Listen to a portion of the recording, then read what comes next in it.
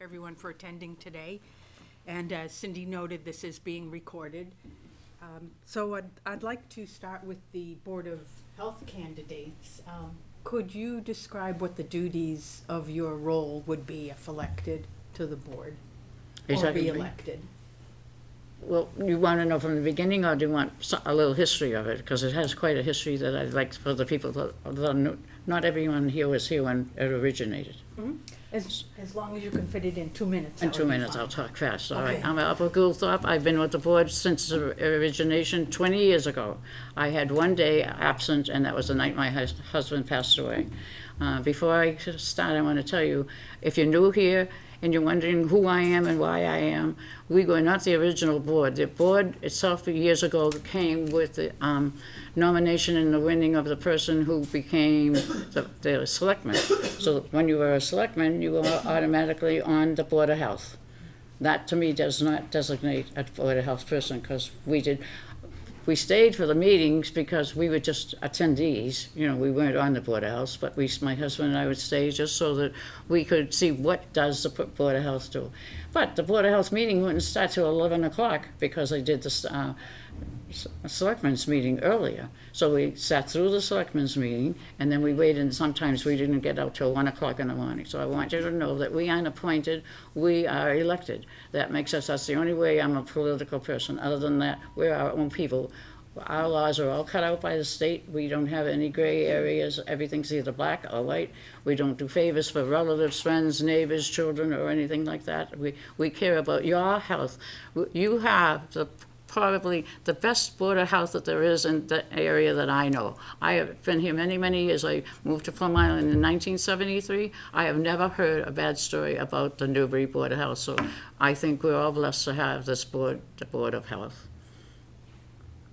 But we take care of everybody. We even did the shots this year. Our agent went over there, and matter of fact, if you went to get your shot at the Page School, she was there as one of the people to give the shot. So it's just a wonderful feeling to know you're doing your best, even during this pandemic, to see what's going on. And that's why I missed it so bad. Being home was terrible, not being able to have a meeting like this. It was wonderful, because I don't bleed blood. I bleed the Board of Health. The Board of Health has been wonderful. It means be quiet. For now, yes. Thank you, Alba. And Jenny? That was a very nice chime. Yes. So the Board of Health is very basic but also diverse. So health is a kind of a weighty word. There's lots of variables that describe what our health is, but as part of a board member, you're responsible of, again, knowing the regulations and the expectations, again, set forth by the Commonwealth, and to disseminate them to the community. A lot of it's focused on environmental health, which I think is also kind of a vague description. Our environment is not just the air we breathe, but it's also the food we eat. So we're responsible for, again, preserving and protecting and honoring and upholding the health of the Newbury community. And again, attending meetings and providing advice and guidelines. And, like Alba was saying, like during the pandemic, that certainly made the Board of Health a very unique position to, again, respond and make sure that the residents of Newbury are following the science and, again, keeping the community safe. So that's what my interpretation of what I know of the Board of Health and things that, again, define what health is. And back to Alba. As the community and the country and eventually the world come out of the pandemic, what would you like to do for Newbury? How would you like to help Newbury regain its spirits? I would like to see safety come first. I want people to feel assured when it is safe for us all to be. And I didn't bring my mask. That's very strange, because I'm afraid of crowds now. I want to see that abolished, but I don't know how we're going to do that, because if I'm so old, and I imagine the fear of children and things like that. So I want to try and do our best for all the people, all ages, not just little children, not just old people over 70 or 80. And I want to go on and lead the life we had before, because life is never going to be the same if we just continue to hide. If I think we do a very good job. We have a very, very good agent and the inspector, and they take very good care. Our chairman is nothing but wonderful. We get calls to notify each other when something's going to happen. By the way, did you know we already lost 3 bald eagles, to the bird flu that's out. So I listen to all kinds of things, not just for us, but for our pets. And I'm just interested. I love people. People are my life. Without people, I was going crazy. And I heard yesterday that when you have to be alone for one day, it's like smoking a pack of cigarettes. Would you believe that? That's a terrible thing. So I would like to have security for everybody so we can feel free to do and the things we used to do. I want to go back to how Newbury used to be when I first came here in 1973. I think it's important that we all feel relaxed, safe, and know that we have the best, well, you have the best Board of Health here in Newbury. I really want you to feel safe, and somehow we'll learn, because our agent and our inspector are up. I've gone to meetings with them. One time they took me someplace like in a blizzard, and we learned so many things there too, all about swimming pools. So I think it's important that we all stick together and let each other know when you hear something like that. Okay, thank you. And thank you very much. And You're Jenny? welcome. So I think since the pandemic, two things that stand out to me personally that I think as a community we need to be considerate of is how to support mental health, whether it's little kids all the way up through older adults. I worked in the hospital during the pandemic, worked in mental health, and definitely have seen it in my own kids in the school community. And I think helping to address some anxiety, some depression, feeling of isolation, maybe some loneliness, in ways that we can identify maybe some limitations or areas for improvement in our community to address these concerns. It's not always talked about. It's kind of a taboo issue for some people, but I think we really need to, make it commonplace and have conversations about our mental health because it's so very important. The other thing, I will say I'm very biased because I'm a dietitian by training. So everything I think about is through a lens of food. And I think nutrition is incredibly important. And again, thinking about supporting our agriculture, collaborating with other boards of health to, again, make sure that we're really thinking about the diet we're consuming and that we have adequate vitamins and minerals and a healthy diet to, again, get us through maybe a potential infection or a pandemic or something else in the future. I'm really big advocate of physical activity and, again, stress management. A lot of people carry a lot of stress and it manifests as illness. And I think one of the things I learned during the pandemic is that those who did better were more physically active, they managed their mental health, and they had really good diets. So I think that's something as a community we need to continue to support and promote and help. Okay, thank you. Thank you. And I'd like to turn now to the select board candidates, Dana and William. And I would like to know first, William, or do you prefer to be called Bill? Bill's fine. Okay, very good. What do you see as the most pressing issue for Newbury at this time? The most pressing issue, I mean, I can think of several pressing issues.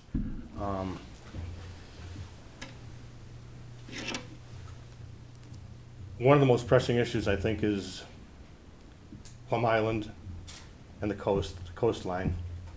Okay, I'm worried about what happens with global warming. I'm worried about what happens to the residents and the businesses and the restaurants on Plum Island. I'm worried about the shellfish, the people that dig clams, the flats. I'm worried about the Great Marsh. I think that's closer than we expect that it might be. But I think we need to come up with some really innovative ideas of how we can help the residents of Plum Island weather that storm, so to speak. But like I said, that's only one of the issues I can think of. Ideally, I think my most significant issue is the aging population. If you look at the demographics for Newbury, there are 7,000 residents. This is a histogram that the town puts out. This circle goes down to those of 45 years of age and over. 4,400 people fall in this category out of a total population of 7,000. I think a real challenge is going to be, what do we have to do to bring people into the town to balance this out? This could have a dramatic effect on the infrastructure, the school, what we do with the Council on Aging, so to speak, the support of these people. 17% of our seniors today live at home, and it's a large number. So on the one hand, this is coming in the future, as well as what I specifically talked about Plum Island, but I think there are more than one issue that we have to deal with. Thank you. And Dana, how do you respond to the question of what is the most pressing issue on Newbury's? I'd like to answer that by reading my opener here. And I just want to introduce myself. I'm Dana Packer. I'm a lifelong Newbury native, 26-year Air Force retired lieutenant colonel, 30-year retired Delta airline pilot. I've been a taxpayer and a voter all of my life, and now I am relatively new to the Newbury political landscape. COVID has had an impact on all of us. It devastated the travel industry. However, it has given me the opportunity to help move Newbury forward. I'm running for the Newbury Select Board this year, and I have a vision for our town. Newbury has an extraordinary amount of very talented and intelligent people from the top down, especially the folks that serve our boards and committees. We have a town hall and a new home for our council on aging to build. On April 26th, we're heading for our annual town meeting.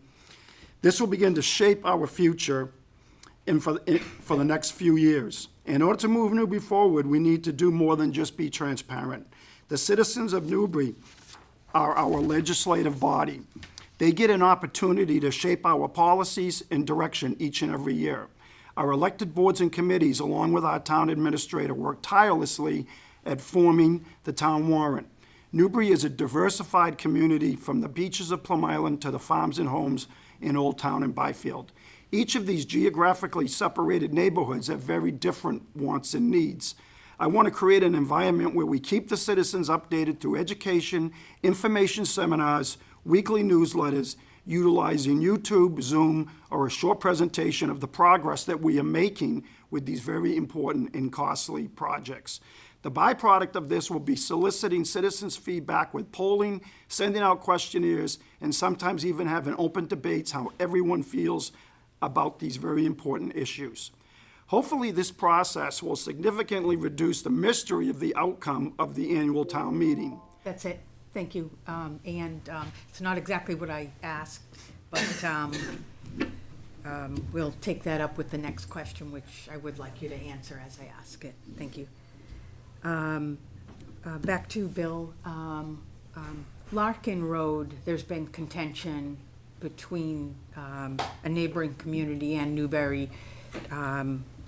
What do people need to know about that at this time, and is Newbury looking out for its own best interests? I've been at many of the select board meetings when the people from Larkin Road have expressed their sentiments, and I commend them for their appearances there and what they're trying to do. I value public safety. When we moved here from Boston with our 3 kids, my children said, "Dad, where do we walk? There's no sidewalks here." Okay, it's not really safe to walk. So I understand what their concern is. My feeling is that for an important decision like this for the town, and any important decision, my viewpoint is we really need to have some data. For 39 years, I've been used to making data-driven decisions when I worked at GE. Okay, so I think in the ideal world, I would like to know how much traffic goes in and out of Larkin Road today. If we open the road tomorrow, how much real traffic goes in and out of the road, and I would like that to be discussed by the select board. I'm not sure what the answer is. I'm not sure what the difference is. I'm not sure if it's 100 more cars or 5 more cars. But I think we need to really have that data to look at it and to come up with a logical decision of how to mediate traffic and concern for safety for those citizens. I understand their concern, and if I'm on the board, I would be more than glad to sit with them and get all of their discussion and ideas on, in front of me. But the board works by consensus and by collaboration. So I think making a data-driven decision really puts the facts in front of the select board's face. What do we have to do to mediate the situation? What is the situation, and what do we have to do to mediate it? All right, thank you. And Dana, on the Larkin Road issue, what are your thoughts on that for safety and for, say, emergency vehicular access? Yeah, Larkin Road it's an interesting subject, topic, and I'm also for public safety, and I want to make our neighborhoods as they should be. People should be comfortable in their neighborhoods, being able to walk up and down their streets or sidewalks or whatever they might be and be able to feel safe. A couple of issues with Locken Road. I've heard the fire department issues and the police department issues, and the difficulties that there would be to have a portion of one town on the wrong side of the bridge. I kind of get that. That could tend to be complicated. At the same time, things that I don't think that the town has tried to do so much is, for example, school buses.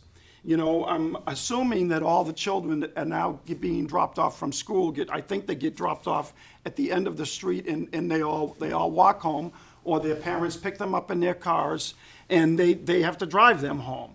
If, for example, the bridge were to open and we would come up with a process of being able to have the school buses drop the kids off at, for example, each and every home, it would certainly make it a safer street to be able to do that.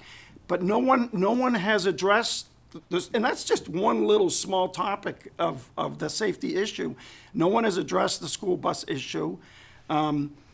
I do believe that the bridge could be built, and I also believe that a gate could be put up and not have through traffic going through there except for emergency vehicles. Now, like Bill, I think that we should do some more data studies and we should determine whether or not it would be, I don't want to use the term beneficial, that's not the right term, but I want to be able to satisfy the neighborhood and the emergency vehicles and police in this issue. Okay, thank you. And the next question has to do with the rural character of Newbury, and Dana, what you would do to preserve it while also allowing for residential and commercial growth. That's a good topic. Obviously, everyone, I think, wants to live here because of how our town is. It's a beautiful town. It is very rural. We don't have a lot of commercial infrastructure available from a property tax perspective. I don't know, I'm not really familiar with how much extra property we have out there.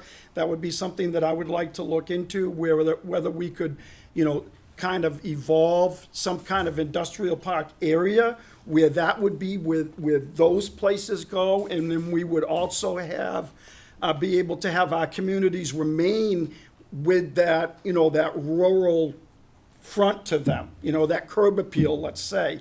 I know on Plum Island, there's some issues down there that a lot of the folks have where we don't have any business zoning on Plum Island at all. We don't, which is something I think we need to do. It's like it's kind of like just sprawling out on its own plan. And on that same line, a lot of folks from Plum Island have told me about the VRBOs and people that own homes on Plum Island. Renting them out to other folks, which then may be even subletting them to a third party. And it kind of causes, trash pickup problems during the summertime, and we don't really know who's in what home, or if there's a lot of noise going on outside, who's creating that noise. And I think Newburyport has put a project together just for that topic, and I think that if we were to try and mirror what Newburyport has done for the people of Plum Island, it probably would not be a bad idea. Thank you. And Bill, what are your thoughts on that matter? I live here because I wanted to live here. It's a rural community. It's an agricultural town. I mean, it's important to me. All my life when I was a kid, I wanted to have chickens in the backyard, and that's what I do. I self-actualize with that. I mean, the street I live on is called Orchard Street for a reason. Not because it's a nice name. They used to grow apples there that were shipped to England. Okay? Woody Knight's grandfather showed me a bag that said Knight's Farm onions. They used to grow onions on Knight's Farm that they shipped by truckload to Boston. And this is an agricultural community. I wouldn't change it. That's why I live here. I think that's why most people live here. I'm told that Once upon a time, people contemplated having a leash law, and it was the largest turnout for an annual town meeting than ever. People opposed to a leash law. So I think people value what we have here. We like it. I think it's great for the environment. I think it's a great opportunity for children. I know Erica lives close by a street by Morgan Ave with a goat farm. Okay, and I think that I wouldn't change it. That's why I live here, and I suspect that's why most of the residents live here as well. It's good for the economy. The farms, the local farms keep people employed. They produce excellent produce, among other things. And I think it's why people are attracted to come to live in our community. Thank you. And as a follow-up to why people live here, with the state's mandate of 10% of housing stock that must be deemed affordable, and the state standards of affordable are charts and graphs, and they have to do with specific incomes. How will the town meet that mandate? To me, as a him. Oh, I'm sorry, to Bill. To me. Yes. Thanks, Dana. I think that's part of the reason, part of the way we can add more to this side of the graph to get more people into town, okay? Because this population, 4,400 people, older people, they're gonna try to tend to stay in their homes. Those homes will not be available for people to buy into Newbury. They're also probably very expensive homes, okay? So I think that 40B may be one of the solutions, only in areas that are 40B friendly areas due to zoning. That would exclude Pearson Drive, in my opinion, okay? Areas that are friendly for 40B. And I think that's the way we can add to this population of younger people, to draw them into our town, to keep the town vibrant. Not that older folks like me aren't vibrant, but it's it changes the complexity of what happens at Triton. It just it's a different demand for infrastructure, I think, and I see that as a necessity. I mean, when I came here 44 years ago, we existed on pretty much of a shoestring, but we could buy into the town. And if I look at the increase in value of that house, it's astronomical. If I rolled back that price to 44 years ago, I wouldn't be living here. I'd still be in an apartment in Boston. But that's my feeling about that housing situation. Okay, thank you very much. And Dana? Yeah, that's going to be a difficult problem for Newbury in the future. The 40B and now the new zoning they've come out with, where we have property here that's within a half a mile of the commuter rail, where there's a new direction that the state is trying to get us to head in, it's separate from even the 40B problem. The issues, the way I see it is what Bill said about the demographics of the town, and for example, my son is, I don't know, how old is he, Doreen? He's like 26, 27 years old, and he is having a very difficult time right now trying to find housing in any of the New England area because of how expensive it is to live here. And when you look at the specific 40B projects, and you try and tone them down a little bit so that we can make them affordable, you don't get the impact of what I call the McMansions that we might have around here, So it's gonna be hard for us to develop communities where we have housing that people want to come here to live in, and at the same time make them affordable. We have to work with the contractors and the developers to find a fine line, or I can say maybe a gray area in that position. Thank you. And I would like to ask the select board candidates on the need for an individual town hall in the building, in the town rather, do you feel that there is a need for one, or is this the best solution for Newbury where it is at the moment? Bill, I'll start with you, please. Sure. I mean, for the town hall, the offices to sit here, rented space, it's about $177,000 a year. So far, we've probably spent more than $1 million, and we have rent receipts to show for it. It's a great place to work, okay?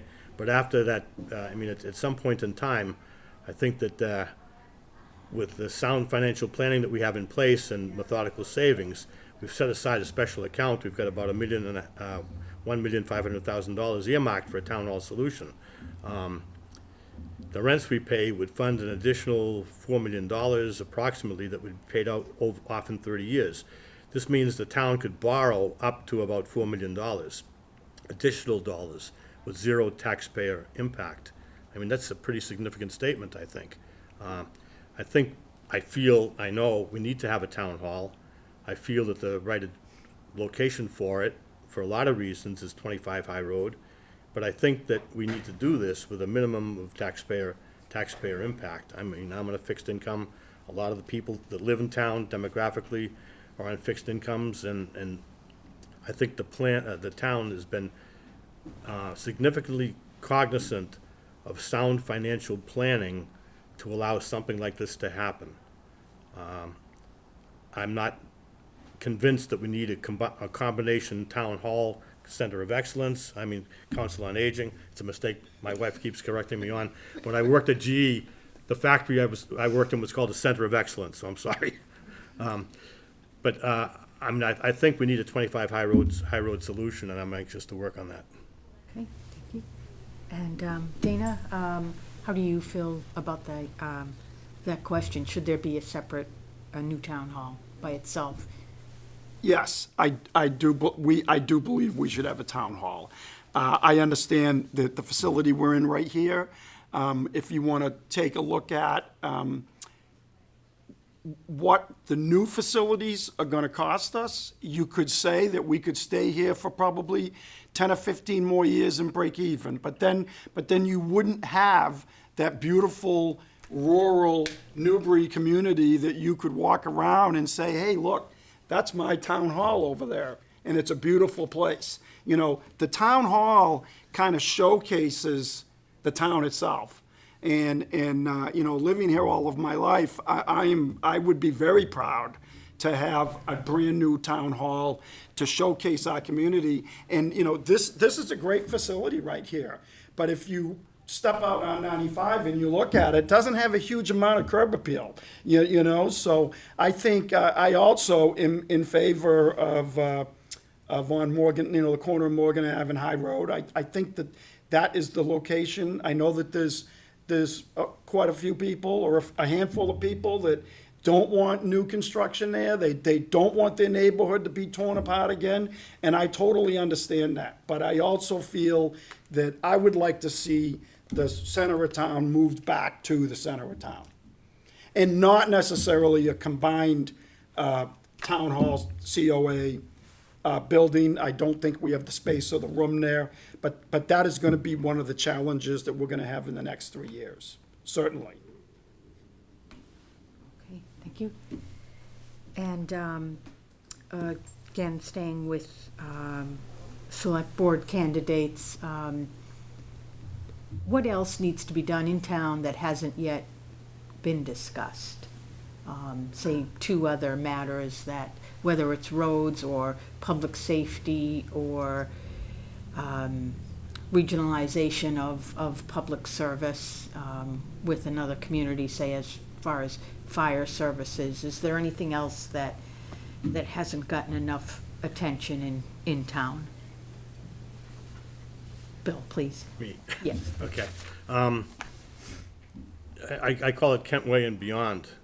I mean, I think the center of excellence, based on what I said about the demographics of the aging population, clearly, we're going to relocate here. Did I say center of excellence again? Council on Aging, sorry. Clearly, we're moving from where we are, very confined space on the Council on Aging, downstairs here, okay? And that's gonna be for like 4.5 years. That will be the extent of the life of the ARPA grant money that we will be using to pay for the lease. I think to address the population increase on the older side of the graph, it's gonna put a lot of pressure on the Council on Aging. And I think we need to be thinking about that, even though it might be 4.5 or 5 years away. We need to be thinking about it now. We always need to be looking forward. And that's one of the things I really like about this town, because the financial community, the committees, are always looking forward. They have a forward-looking vision. That's why they have their capital planning plan, where they look at the assets that the town has that are valued at $10,000 or maybe a unique asset, and they look forward, what happens in the future when we have to replace it. Let's plan for it today, planning today for the future. The other thing I think we have to look at is, in regard to public safety, is Morgan Avenue again, the fire department. I mean, I think for the safety of the firefighters and for the fact that you have to buy equipment based on the fact of whether it'll fit through the garage door to get into the fire station, kind of tells you something. I think this town has excellent public safety. In 44 years, I've always felt safe here, and I've never had a fire, but I had my cellar pumped out a couple of times. And the fire department has always been there, and I think we have probably the best public safety here in this town. And I think more than 80% of the roads are already repaved. Thank you, Bill. And Dana, what do you see as some items that haven't really risen to the surface yet that need to be addressed in the future?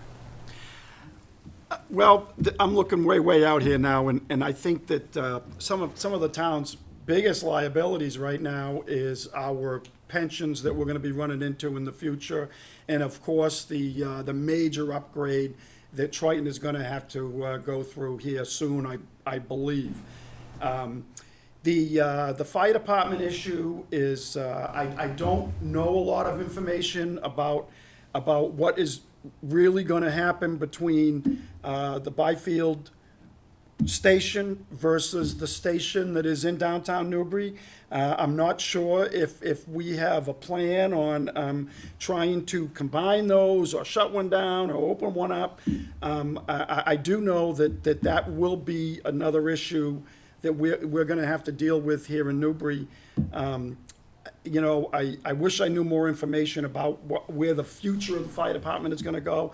I think we have great safety services here in the town, some of the best I think that we could hope for.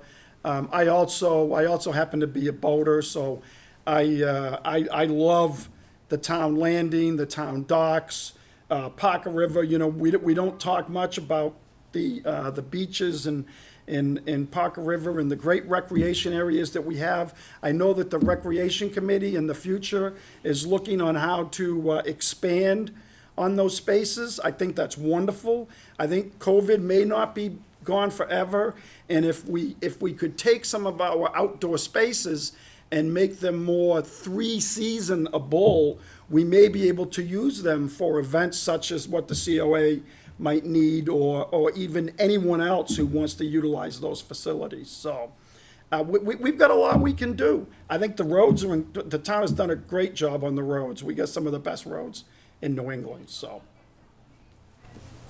Thank you very much. And to go back to the Board of Health candidates, what has been the best thing that's happened to the town in the last 3 years? In the last 3 years? Yes. We did a great job. I think the agent and the inspector did a great job with the vaccine. We kept the calmness down with the town. We kept it down as to how many times, where could they be. We gave out the cards. I have my own pinned in my purse at all times. We've done everything, because I think making somebody feel safe is so very important. And as he said, the longevity is much greater now than it used to be years ago. And to keep the people, I'm very proud to be 87 years old, very proud. You people have made my life feel wonderful. The safety in this town is wonderful. The only thing I think too much is Plum Island gets overloaded during storms and things like that, and sometimes when we're expecting thunderstorms and things like that, that upsets me because we can't evacuate the island in time to get everybody safely without something happening, because there's way too many people down there to get them out of there in time. But I think the Board of Health has come a long way. I mean, they go to all the meetings, it's just wonderful. I can't say enough of the Board of Health. I'm not biased or prejudiced. I've only been with them for 20 years, but I mean, and I want to continue being with them because if something's not broken, I don't believe in fixing it. And I think we've done a great job with the people. And I think right now the people in my age group especially feel very, very safe. And I see even mothers, sometimes I think mothers are thinking too much. They don't watch the children the way we watched children when I was younger. But other than that, I think everything has been wonderful, especially during this. It taught me that we've learned a lot. Safety first, and it really is important. You don't get to be 87 by taking chances on not watching the little 2-year-olds either. So I think that with the fire department, the police department, and all the people show their consideration too. You don't know, even though we don't have a leash law, I can't tell you if I ever saw more than 2 dogs at a time without a leash. Okay. And Ginny, what's been the best, in spite of the challenges of COVID-19, what's been the best for you the last 3 years? I think that Newbury's just still Newbury. Nothing real specific stands out in my mind, but just kind of that is just keep on keeping on. It is its little town. It has its charm. It's rural. I think I'd echo kind of what Alva had mentioned too, that, through the pandemic, I think most people have been able to feel safe.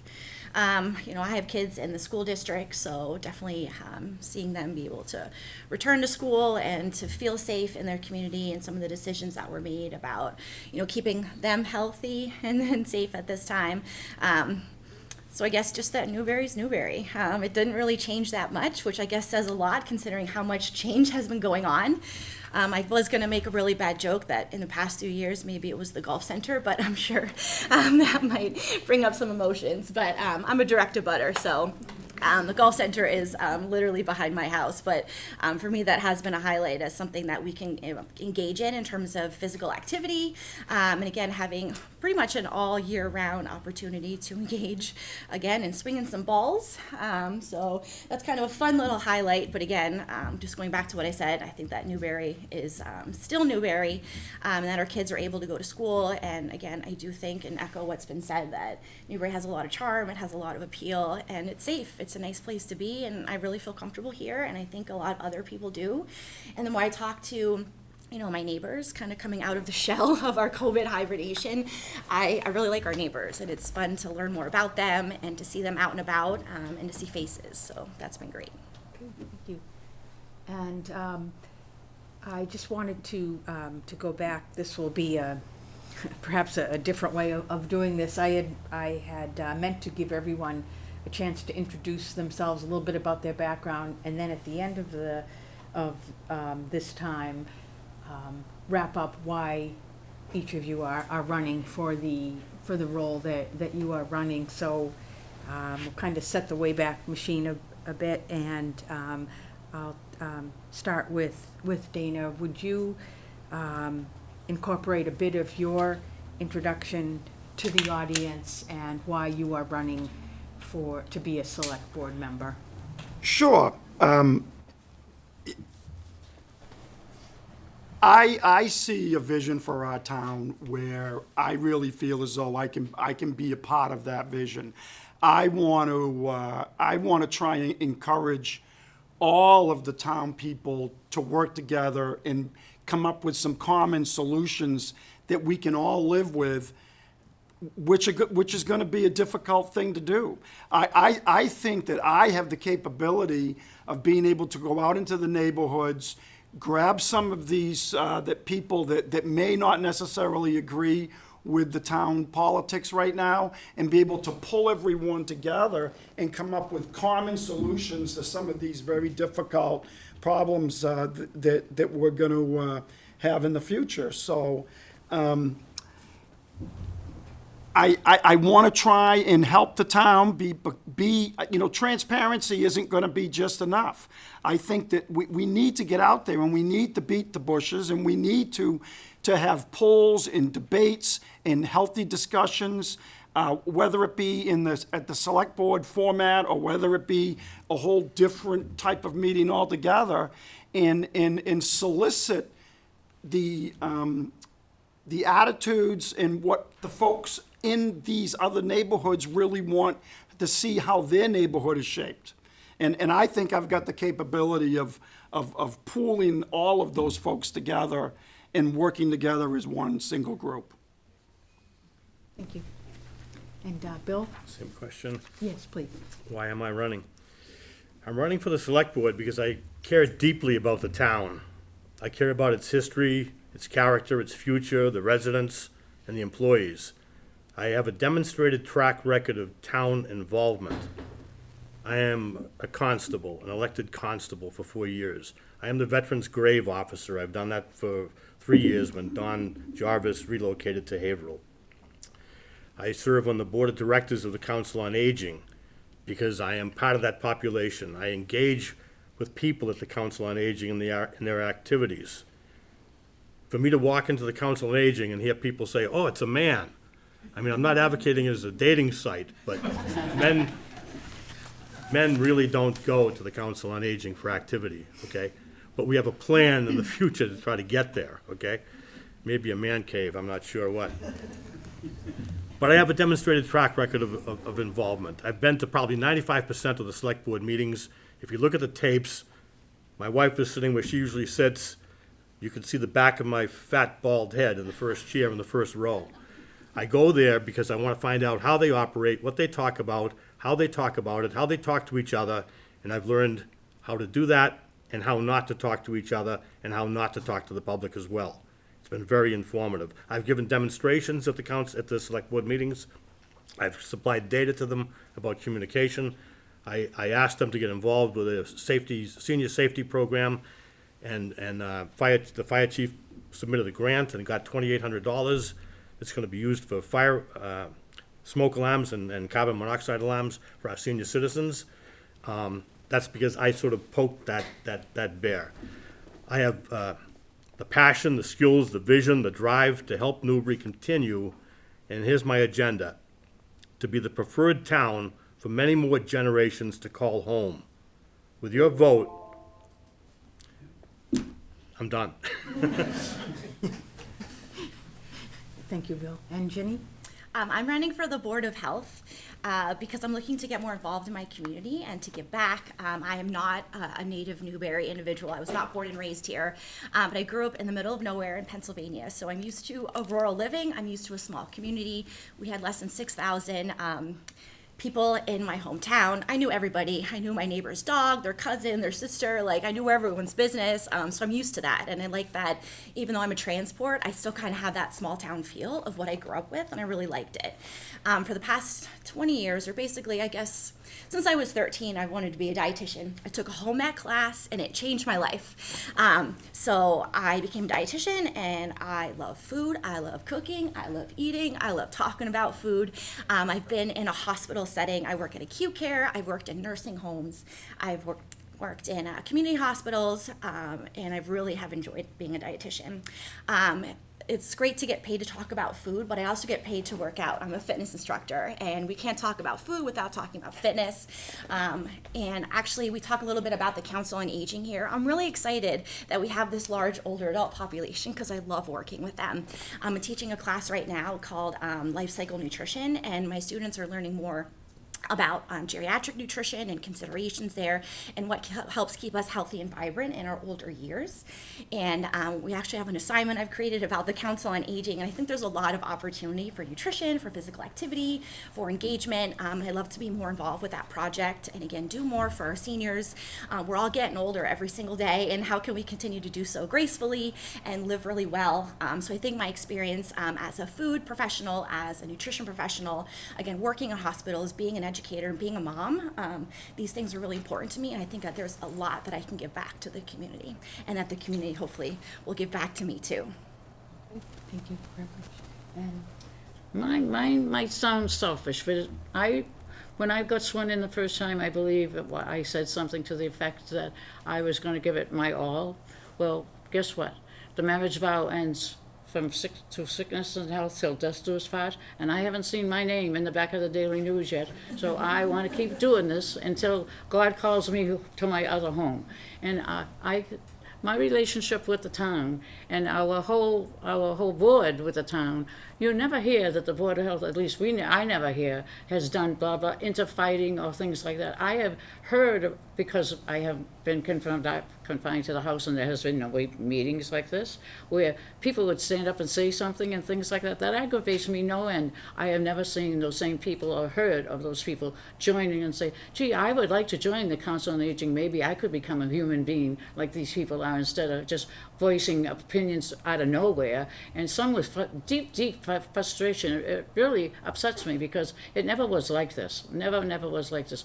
We are the most placid meeting. If you go to, you probably would fall asleep saying, gee, do I want to listen to this? But then all of a sudden you hear what we've done for Mr. and Mrs. So-and-so, and I say, when my husband, before he passed, I say, did you see the diamonds in their eyes? And yeah, because you saved them, not just you, but the whole board has saved them by giving them the power of suggestion of what to do instead of condemning the house of different things they can do. So we learned through trial and tribulation that I changed the name, not legally, but now I call us the Board of Health, HELP, because we do many things, and this board has been together the same 5 people, and it's just a fantastic feeling, because I don't want to even just say family, because sometimes families don't get along as well as we do, but we should all be very proud of our Board of Health, and I hate to keep saying that, but I really would like to see the Board of Health stay the way it is, because That's okay.